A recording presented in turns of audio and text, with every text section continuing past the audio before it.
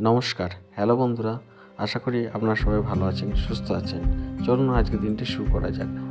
আজ 14ই জানুয়ারি, বুধবার। আজ এই দিনটি সকালে আমাদের বাড়ি চালার মাধ্যমে শুরু করেছিলাম। আমাদের ছেলেগুলো বাড়ি চালছিল ও বুলনদা ইটগুলো অনেক নিচে পড়েছিল বলে ইট থাকিয়ে উঁচু করছিল, মাথা নিতে কষ্ট হচ্ছিল। বুলনদা হাসছিল আর বলছিল যে আমাকে সব এই কষ্টের কাজগুলো করতে হবে। বলছে না, তুই তো ভালো পারিস, আর বেশি বলছে সকালবেলায় ভিডিও তুলছিস, আমি তোকে ইট ছুঁড়ে মারবো।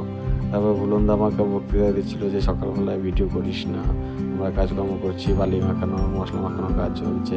আমি বলছি না বেশি ভিডিও করলাম না, তুই একটা ভিডিও করছিস, তুই খুব ভালো কাজ করতে পারিস, সবাইকে জানাতে হবে, তাই ভিডিও করছি। হ্যাঁ, বলছি বেশি ভিডিও করবি না আমাকে। হ্যাঁ, তারপরে বাবা বুলনদা আবার ইট আনতে গেল।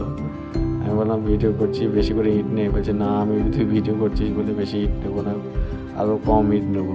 তাই জন্য ওই 6টা ইট নিয়ে আমার সামনে দিয়ে ঠ্যাং করে হাঁটতে চলে গেলো। বলছি না, আর 2-4টে নে, নাহলে লোকে দেখে বলবে কি যে 6টা ইট নিলে চলবে, তুই পরিশ্রমী মানুষ, তুই 10টা 12টা করে ইট নিস। বলছে না, তুই ভিডিও করছিস বলে আমি কম নেবো। ঠিক আছে, ঠ্যাং করে হাঁটতে চলে গেলো। তার খানিকক্ষণ পর আবার চাল চলে এসছে। বুলনদা খুব রেগে গেছে, আমাকে বলছে বেশি সবসময় ভিডিও করবি না, আমি কিন্তু রেগে গেছি, পরিশ্রমী মানুষ। বুলনদা কিন্তু এমনি ভালো, কিন্তু হঠাৎ করে কেন রেগে গেল কি জানি, চা খাচ্ছিল।